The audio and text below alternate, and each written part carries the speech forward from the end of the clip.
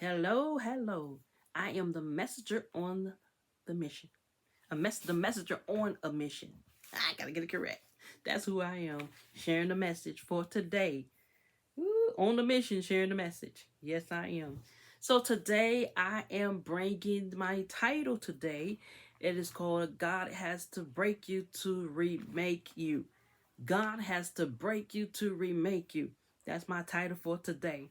So, for all the saints that's out there, the righteous who's out there, who are trying to figure out why they are always struggling with something in their lives, or why the back-to-back battles that they're dealing with every day. It seems like it's every day. Like every time you wake up, there's always something going on in your life that was not expecting. All right, and you say, I don't read my Bible. I go to church, and I go to Sunday school. I go to Bible class, and I worship the Lord, and I honor. I don't do this, and I don't do that, and I don't sin this way. But I don't understand why the storm and the things that's coming against me in my life. Job didn't understand his storms as well when he was being attacked back to back. So either you're struggling, sometimes it could be us, sometimes it can be that God is blessing us. It could be us, or it can be that God is about to put us in the midst of a great big blessing, and the enemy Satan is showing out because because he don't want us to get to that blessing. And or he made you be like in a situation like Job, prove to God that we gonna turn our back on him, on God. So that's why we need to stay strong and trust God in the midst of our storms, in the midst of our battles. you know in the midst of our griefs and our pain, we got to trust God in it. Either you're struggling in your flesh, or your mind, or your spirit, or you may be struggling with all of them, okay? Or you could be struggling to move forward. You could be struggling or making the decision. You may be struggling finances. You're struggling in your marriage or relationship. You may be struggling and working in God's kingdom. You're struggling to hold on. And most of all, you're struggling to trust God. You're struggling to trust God. So God has to break you so that he can remake you. God has to break you so that he can bless you. God has to break you so that he can use you for his glory. See, you become a rebirth.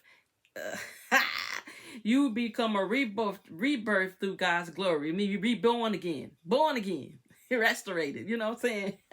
Woo. Okay, that's what I'm talking about. So when you are broken by God, not by men, not by Satan, but by God, a change has taken place. So God has to break you into a new image, a new you with a new name. Just like April turned to Abraham. He changed the name to Abraham. Sarah to Sarah. Who that? Jacob to Israel. I can go on. God has changed many names, giving them new names. There's a meaning behind your new name. I want you to know that. There's a meaning behind your new name. Not only a meaning, but there's a purpose in it. There's a purpose in it. So it's a name from God with a meaning and the purpose behind that new name. So you have to be broken so God can press down, mold, and reshape you into a chosen vessel, a righteous vessel, a working vessel of God's glory. So in Genesis, the 32nd chapter, in the 22nd to the 30th verse, it tells us how Jacob got his hip dislocated and why. If you read the story, you got to read it carefully. Not only read it, but study it. Work to meditate on it. Don't that story something else. Take the time out to read that story. I'm telling you, it's an awesome story. But anyway, I can't read to you because it'll take too long for me to make this video. Okay, so you would notice that Jacob wrestled with God until the next morning. And you read the story. This now, oh, that's a long time to wrestle with God or someone. That's a long time. And God did try to get away from him, but he was holding on to him. He wouldn't let him let him go until the next morning. And I don't know. I don't know about y'all, but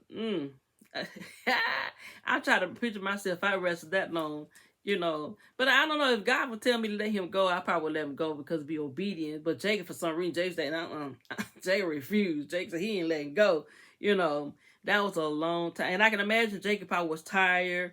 I believe he was tired, but he still didn't let go. Woo, he didn't let go. He refused to let go of God. So Jacob put up a fight to hold on. And sometimes when we go through storms, we go through stuff in our lives, we go through pain, we go through things in our life we don't understand. Sometimes there are so many people that they let go, they give up. Like, look, I can't do this anymore. I don't want to do this anymore. This is too much for me, Lord. You know, I don't want to go through this anymore. I don't understand this. So, instead of just, trusting God in the midst of it, they give up and they let go of God and change his hand. They don't want to do it anymore. So when God dislocated Jacob hip, he was still wrestling with God. And God asked Jacob to let him go. Jacob said he wasn't letting go until he blessed his soul. So I'm thinking to myself, Jacob had to be a strong man wrestling all that long time. He got to be strong. But he wrestled till the next morning, non-stop, y'all. No breaks whatsoever. That's having an extra strength. Had to hold on to him after his hip was dislocated. And that sounds like pain. I don't know about y'all, but that sounds like pain. He still wrestled after God dislocated his hip in pain, and he wrestled with a limp, and died with that limp and the mark of God's signature on his hip. Yeah, God finally blessed him, and he let go. Well, just imagine if God was going to bless him to the next day, to the day after that, to the day after that. Would he still be holding on to God and wrestling with? Woo. But anyway, why did I brought that story of Jacob to your attention? Let me see. I'm going to say this. Jacob didn't let go of God, right? And even in his painful situation, even I know he was tired, y'all. He had to be. And he still held on to God until God blessed his soul. But see, when it gets too difficult for many of us, so many people that the road was getting too bumpy or too many potholes, so they're struggling to hold on to God, and then they end up giving up and throwing in the towel. And then they act like God has forsaken them or left them. But God has never left them. He will never leave us now.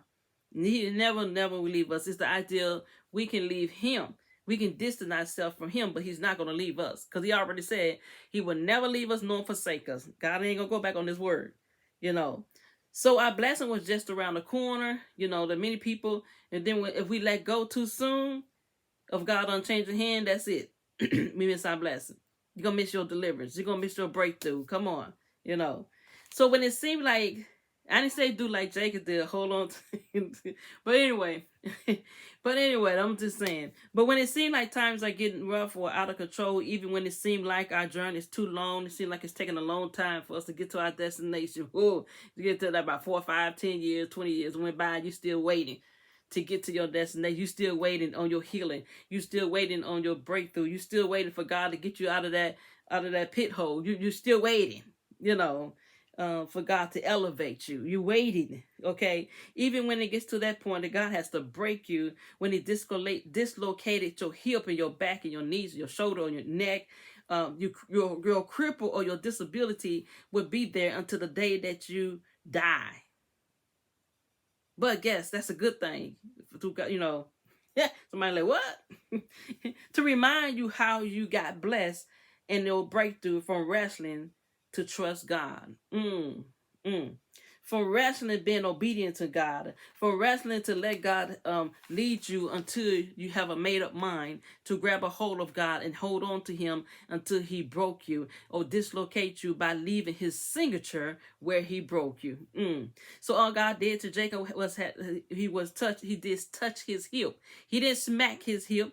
He didn't push his hip. He didn't slap his hip. He just touched his hip and it got dislocated. Okay, so all we need is a touch from God. Somebody like, wait, I don't want God to touch me like that and break my back, neck, and hip and leg, and but that when God breaks us, that's a good thing. For God not for to leave you in pain, but he break us, to put in that situation to remind you this is what I was here. That's my mark. I was here with you, I was here with you. So after Jacob was broken from God and God gave him a new name, and that name is Israel, as they say, because he prevailed wrestling with God. That's what that means. But Jacob was determined to trust God to bless him. Gotta have that determined mind. We gotta have that determined mind. But Jacob proved his strength and the power by fighting until he succeeded to victory. Okay, so when we have learned to fight like Jacob, we can be powerful and strong and endure to the end and become victorious over our storms in our battles. So can I use Jesus as example? Even though Jesus knew all about his outcomes and or struggling, it was not easy for him either what he was battling through. Jesus prevailed against what he experienced and received victory at the end. And Jesus was a humble man all the way through. All the way through, even through the beating. Humble. No matter what it looks like and how long it takes, we have to learn to stay humble at all times. So when we humble ourselves, it helps us from speaking negativities, because sometimes we can talk too much, giving the devil opportunities to add his 2%. He don't need his 2. We don't need his 2%. So when we humble ourselves, we are giving it to God to handle what we can't seem to handle. So we're struggling because we're trying to handle what is too hard for us, but a piece of cake to God. We're struggling because we're only giving God 30% of our faith when it takes 100% to succeed. Come on. We got that. Some people got that attitude. Well, maybe God will do it. I'm not for sure if he would do it because I did this and did that, God, he said he would do it. Now, I see if he'll do it. That is not 100% faith. That is not 100% faith to trust in God. In Matthew, the 6th chapter and the 30th verse said, "Oh, thou of little faith." My goodness. So again, I bring to you my message, the title, God has to break you to remake you. I'm the messenger on a mission. God bless you.